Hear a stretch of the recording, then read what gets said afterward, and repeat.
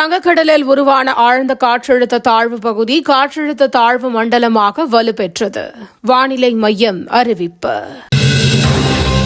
சென்னை, திருவள்ளூர் உள்ளிட்ட மாவட்டங்களில் இன்று மழைக்கு வாய்ப்பு. வானிலை மையம் தகவல். 28ஆம் தேதி மோண்டா புயல் ஆந்திரா அருகே கரையை கடக்கும். வானிலை மையம் கணிப்பு. தூத்துக்குடியில் தொடர் கனமழை. குடியிருப்பு பகுதிகளில் தேங்கி நிற்கும் மழைநீர். நிரம்பும் நிலையில் நெல்லை கொடுமுடியாறு அணை.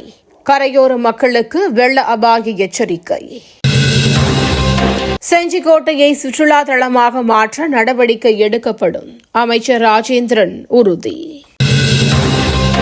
10-12ஆம் வகுப்பு பொதுத் தேர்வு அட்டவணை நவம்பர் 4ஆம் தேதி வெளியிடப்படும். அமைச்சர் அன்பில் மகேஷ் பேட்டி.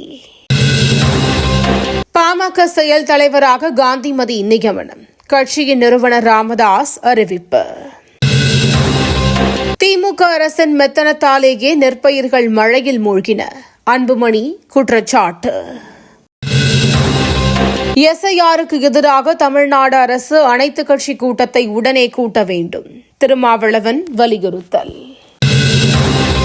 வரும் சட்டமன்ற தேர்தலில் மாநிலத்தில் வளர்ச்சியை முன்னெடுக்கும் அரசை முடிவு செய்வதற்கான தேர்தல்.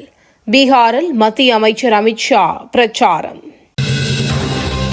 அதானிக்காக கொள்ளையடிக்கப்படும் சாமானியர்களின் சேமிப்பு. கார்கே விமர்சனம்.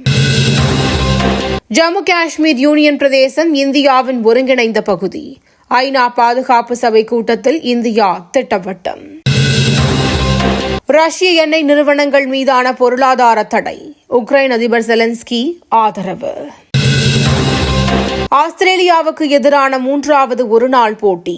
இந்தியா ஆறுதல் வெற்றி. தினந்தோறும் காலை தலைப்புச் செய்திகளை உடனுக்குடன் தெரிந்து கொள்ள வணக்கம் இந்தியா நியூஸுடன் இணைந்திருங்கள்.